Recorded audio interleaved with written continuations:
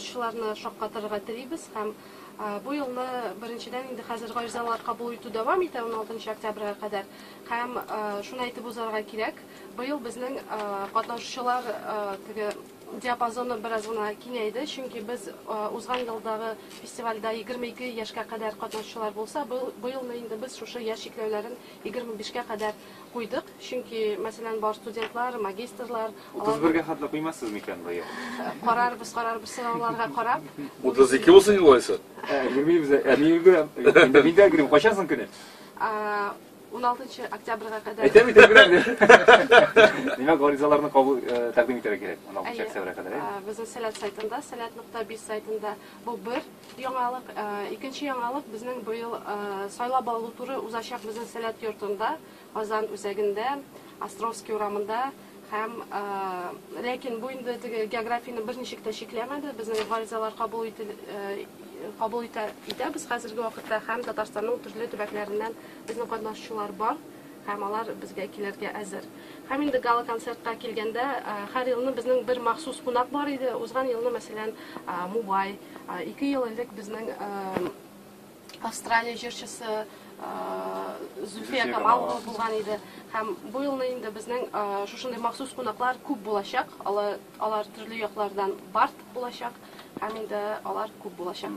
Нәкъ шушы махсус кунак дип әйтмибез бу елны. Сөйләшеп бетермәдек. Үзегез дә уйлап бетермәдегез димәк, Юк. Бер генә махсус кунак булмый дип аңларга кирәк.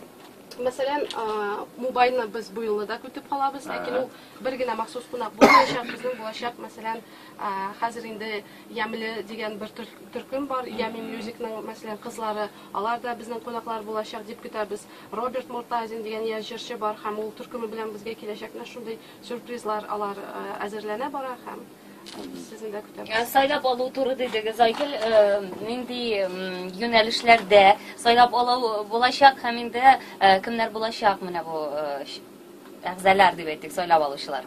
Безнең 6 номинация бу елны да сакланды. Гомумән 2 юнәлеш бар. Ул музыка һәм шигърият. Музыкага килгәндә безнең мәсәлән бар татар халык җырлары номинациясе узган елны менә мәсәлән Адилә шушы номинациядә катнашып гран-прига лаеклы булган кеше. Бар безнең автор башкаручы дигән номинация, иң оста коллектив башкаручы һәм иң оста бард дигән номинациялар. Һәм инде шигъриятка килгәндә үз әсәрен иң оста башкаручы һәм башка авторларның әсәрләрен иң оста башкаручы дигән номинациялар бар. Һәм жюри әгъзаларына килгәндә анда бар безнең аксакаллар һәм яшь башкаручылар, яшь йолдызлар. Әйтеп үзек жюри әгъзаларының теге иң баш жюрие ул Рима апа Ибрахимова, ул инде берничә ел рәттән безнең белән бергә, Айдар абый Фәйзрахманов, алар инде бер-берсен алыштырып тора. Жюри рәисе турында сөйләйм. Бу жюри номинациясе әлбәттә Рима апа Ибрахимова, Риф абый Бәдәуллин композиторлардан кала, мәсәлән, яшьләрнекен карап утсак, Илназ Фюль, Ләйсән Асхатова, Гөлсирин Абдуллина, Илмир Низамов дигән башкаручылар бар.